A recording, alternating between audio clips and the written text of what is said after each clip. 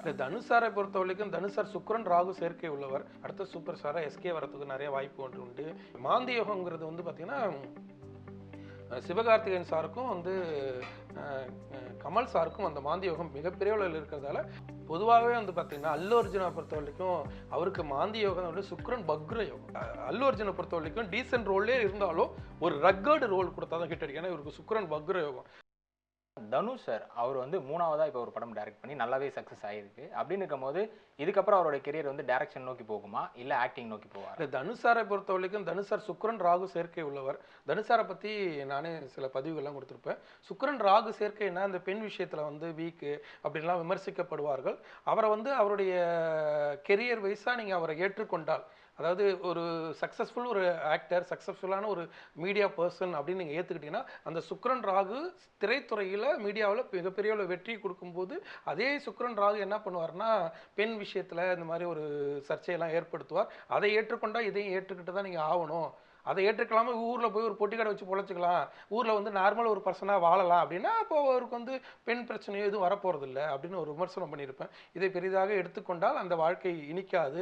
அதனால் இவங்க அதெல்லாம் பெருசு பண்ணாமல் இருக்கணும், அப்படி ஐஸ்வர்யா ரஜினிகாந்த் இருக்கணும் அப்படின்னு நான் சொல்லியிருந்தேன். அது காலகட்டம் அவங்க வந்து விவாகரத்து ஆகிட்டாங்க. அதே சமயத்தில் வந்து பார்த்தீங்கன்னா என்றைக்குமே அவர் எதை தொட்டாலும், ஒரு பாடலாசிரியராக தொட்டாலும், அது ஒரு டைரக்டராக தொட்டாலும், ஒரு ஆக்டராக இருந்தாலும் அவருக்குன்னு ஒரு மாஸ் ஃபர்ஸ்ட் வந்து ஒரு ஒரு ஒரு ஒரு பாட்டு எழுதுறான்னு வச்சுக்கோங்களேன். அந்த பாட்டு அவருக்கு புரியலன்னா திருப்பி ஒரு பாட்டு எழுதுவார், ஹிட் அடிச்சிடும். அந்த மாதிரி திரைத்துறையில் நாளைக்கு ஒன்றுமே இல்லை, இன்னைக்கு வந்து டைரக்ஷன் தொட்டார் இல்லையா, நாளைக்கு திடீர்னு ஒரு படத்துக்கு நான் மியூசிக் போடுறேன்னு மியூசிக் போட்டு அந்த மியூசிக்கும் ஹிட் அடிச்சாலும் ஆச்சரியப்படுறதுக்கு இல்லை. ஏன்னா அவருக்கு வந்து திரைத்துறை சார்ந்த அந்த கிரகமானது மிகப்பெரிய லாபத்தில் இருக்குது. அதனால் வந்து இதில் தான் இருப்பார், அதில் தான் இருப்பார் அப்படின்லாம் சொல்ல முடியாது. ஒரு பாட்டு எழுதினார், ஃபஸ்ட்டு வந்து ஒரு பாட்டு நார்மலாக போச்சு, அடுத்தடுத்து பாட்டெலாம் ஹிட் அடிச்சிச்சு. அதுக்கடுத்து இப்போ டைரக்ஷன் பண்ணுறாரு, அதுக்கடுத்து மியூசிக் போடலாம், அது ஒரு ப்ரொடியூஸ் பண்ணுறாரு. திரைத்துறையில் எத்தனை துறை இருந்தாலும் எல்லாத்துலேயும் அவர் தொடலாம், ஜெயிக்கலாம். மற்றபடி அதில் எந்த குறையும் இல்லை. அதேமாதிரி திரைத்துறையில் இது மாதிரி ஜெயிக்கிற ஒரு வாய்ப்பு கொடுக்குற அதே கடவுள் இந்த மாதிரி பெண் பிரச்சனையும் கொடுப்பாரு. அதை அவரை சார்ந்தவர்கள் சகித்து கொண்டு தான் போகணும். அது வந்து அதான் நேச்சர்ஸ். அதை வந்து அது காலம்தான் பதில் சொல்லணும். இறைபலம் உள்ள ஒரு மனுஷன், அதேமாதிரி வந்து முழுக்க முழுக்க சுக்கிரன் செவ்வாய் பலம் உள்ளவர். அதாவது திரைத்துறை சார்ந்து சம்பாதித்து அதன் மூலியமாக உணவு உண்டு வாழணும் அப்படிங்கிறது அவருடைய பிறவி ஜாதகத்தில் இருக்கிறதால அவர் என்றைக்குமே எந்த துறையை தொட்டாலும் ஹிட்டு தான். அதே சமயத்தில் வந்து பார்த்தீங்கன்னா வேர்ல்டு போகிறாரு, இப்போ வந்து பாலிவுட் போகிறாரு, ஹாலிவுட் போகிறாரு, எங்கே போனாலும் அவரை பொறுத்தவரை அவர் வந்து ஒரு தமிழ் ரசிகர்களை திருப்திப்படுத்தக்கூடிய ஒரு ஆள். அதனால் அங்கெல்லாம் போவார் வருவார், அங்கெல்லாம் மிகப்பெரிய வெற்றி அடைஞ்சு மொத்தமாக அங்கேயே போயிடுவார் அப்படின்னு சொல்லிக்கிறதுக்கெலாம் இல்லை. என்றைக்குமே ஒரு தமிழ் ஆக்டர், அதேமாதிரி இங்கே ஒரு சக்ஸஸ்ஃபுல் பர்சன், அதில் எந்த மாற்ற கருத்தும் இல்லை. திரு கமல்ஹாசன் சாரை பற்றி சார், இப்போ அவர் ரீசெண்டாக வந்து பார்த்தீங்கன்னா 90 நாட்களுக்கு மேலே ஏஐ கோர்ஸ் போய் அமெரிக்காவில் படிச்சுட்டு வந்திருக்காரு. படிச்சுட்டு வந்ததுக்கப்புறம் இப்போது அவருக்கு அரசியல் ரீதியாக பதவிகள்லாம் கிடைக்க போகுது, எம்பி போஸ்ட்லாம் கிடைக்க போகுதுன்ற மாதிரி சொல்கிறாங்க. அது எந்த அளவுக்கு சாத்தியமாகும், ப்ளஸ் சினிமா வைஸ் அவரோட க்ரோத் இதுக்கப்புறம் எப்படி இருக்கும்? பொதுவாகவே வந்து அவர் சினிமா என்றைக்குமே சினிமாவில் ஒரு சக்ஸஸ்ஃபுல் பர்சன் தான். அவருக்கு வந்து அரசியல் வந்து சக்ஸஸ்ஃபுல் பர்சன் இல்லை. ஆனால் சினிமாவில் இருக்கக்கூடிய அந்த சக்ஸஸ்ஃபுல்லை வச்சுக்கிட்டு இப்போ சினிமா பிரபலம் அப்படிங்கிறதால வந்து ஒரு விருது கொடுக்குறாங்க இல்லையா. இப்போ சினிமாவோட பிரபலம் அப்படிங்கிறதால வந்து ஒரு கௌரவ எம்பி பதவி கொடுத்தாங்க இல்லையா நம்மளுடைய இளையராஜா சாருக்கு. அந்த மாதிரி இந்த பிரபலத்தை வைத்து அரசியலில் வந்து ஏதாவது ஒரு கௌரவ பதவிக்கு போகலாம் மொழிய, மற்றபடி இந்த பிரபலத்தை வைத்து ஓட்டு அரசியல்ங்கிறது குரு பலன்றது வேணும். அவர் ஏன் வந்து சினிமா பிரபலமாக இருந்தாலும் ஏன் ஓட்டு அரசியலில் நின்று அவரால் சக்ஸஸ்ஃபுல்லாக வர முடியல அப்படின்னா ஓட்டு அரசியலுங்கிறதுக்கு குருபலம் அது வேணும். அந்த குரு தான் ஓட்டு போகிறவர். அவர் குருபலம் இல்லாத ஒரு ஆள். அவருடைய ஜனஜாதகத்தில் குருபலம் நிறைய கற்றுக்கொள்வார். இப்போ நிறைய டிகிரி எதை வேணாலும் கற்றுக்கிற ஒரு பர்சன். ஆனால் அவர்கிட்ட போயிட்டு கேட்டு ஏங்க நீங்கள் எல்லாம் கற்றுக்கிட்டீங்களே, அதுக்கு என்ன படிச்சிங்கன்னு ஒரு சர்டிஃபிகேட் காட்டுங்கன்னா காட்ட முடியாது அவரால். அவர்கிட்ட அது இருக்காது. நிறைய மொழி தெரியும், ஆனால் நிறைய மொழியை அவரால் எழுதி காட்ட முடியாது, தெரியாது, எழுத தெரியாது. அந்த பலம் இல்லை அவருக்கு. அந்த குருபலம் புதன் பலம், குரு புதன் பலம்னு சொல்லுவாங்க. குருபலம் என்பதும் புதன் பலம் என்பதும் அவருக்கு கொஞ்சம் மைனஸ். அதனால் அவரால் வந்து பார்த்திங்கன்னா அந்த அரசியல் தளத்தில் நின்று அவரால் வெற்றி பெற முடியல. அதே சமயத்தில் சினிமா கெரியரில் என்றைக்குமே அவர் ஹிட்டு தான். இந்த சினிமா கெரியரில் கிடைச்ச பேரை வச்சுக்கிட்டு ஒரு கட்சியில் இவர் அந்த சினிமா பாப்புலாரிட்டி வச்சுக்கிட்டு பிரச்சாரத்துக்கு போகிறாங்க, இவர் வந்து அதில் சக்ஸஸ்ஃபுல்லாக இருக்காங்கன்னா அதுக்கு ஒரு கௌரவ பதவியாக கொடுத்து அதன் மூலிமா எம்பி அந்த மாதிரிலாம் போய் உட்காரத்துக்கு நிறைய வாய்ப்புகள் உண்டு. அதுமாதிரி சினிமா கெரியரில் என்றைக்குமே ஒரு டாப் தான், அதில் மாற்று கருத்தே இல்லை. சுக்ரன் அவ்வளோ வலுவாக இருக்கார், அதில் என்றைக்குமே ஒரு டாப் தான். அதை பயன்படுத்தி அவர் அந்த எம்பி மாதிரி பதவிக்கு போகிறது அந்த விஷயம்லாம் நடக்கும், அதை அவரும் ஏற்றுக்கொள்வார். ஆனால் ஓட்டு அரசியலுக்குள்ள அவர் ஜெயிக்கிறது ரொம்ப ரொம்ப கஷ்டம். அமரன் படம் வேற லெவலில் போய் நிற்கிது, இப்போ சர்வதேச அளவில் அங்கீகாரமும் பெற்றிருக்கு. அப்படின்னு இருக்கும்போது இதில் சிவகார்த்தியனோட க்ரோத் இதுக்கப்புறம் எப்படி இருக்கும்? ப்ளஸ் வந்து கமல் சாரோட ஈடுபாடு இதுல எந்த அளவுக்கு இருந்ததுன்னு எல்லாரும் பார்த்துருக்காங்க. ஸோ இதுக்கப்புறம் அவர் சிவகார்த்திகேயனும் அவரும் சேர்ந்து ஒர்க் பண்றதுக்கான சான்சஸ் எப்படி இருக்கும்? பொதுவாகவே நான் வந்து ஒரு வீடியோவில் பேசியிருப்பேன். விஜய்க்கு அடுத்து வந்து அடுத்த சூப்பர் ஸ்டார் யாருன்னு கேட்டிருப்பாங்க. அதை நான் வந்து போர்டில் வந்து ஜாதகமாக போட்டு கூட விளக்கியிருப்பேன். அடுத்த சூப்பர் ஸ்டாராக எஸ்கே வரத்துக்கு நிறைய வாய்ப்பு ஒன்று உண்டு. ஏன்னா ஹியூமர் காமெடியனுக்கு தான் அந்த ஹீரோயிசம்ன்றது வேணும். அதனால் அவருக்கு வரத்துக்கு, எஸ்கே வரத்துக்கு, சிவகார்த்திகேயன் வரத்துக்கு வாய்ப்புகள் உண்டுன்னா அதுமாரி தான் வந்துட்டு இருக்காரு.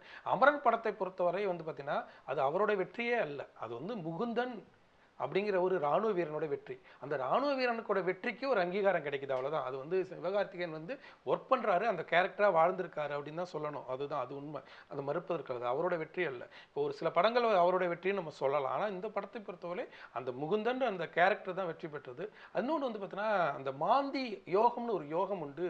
யாருக்கு, நான் மாந்தி ஜோதிடங்கிறதால சொல்றேன், சிவகார்த்திகேயனுக்கு மாந்தி யோகம்னு ஒரு யோகம் உண்டு. அந்த யோகம் அவரை வந்து அந்த அமரன்னா மரணம்னு சொல்றோம். அந்த அமரன்னா மரணத்தை சார்ந்த கதை. அதனால அந்த படம் சூப்பர் ஹிட் அடிச்சது. அதே மாந்தி வந்து கமல் சாருக்கு யோகம். அதனால அவரும் இந்த மரணம் மாதிரி படங்கள் இப்போ வந்து நம்ம அந்த விக்ரம் அந்த மாதிரிலாம் படம் எடுத்தார் இல்லையா, அது மாதிரி படங்கள்லாம் பயங்கரமாக பேசு பொருளாகும். அதே மாதிரி குணா படங்கள்லாம் இப்போ பேசு பொருளாச்சு.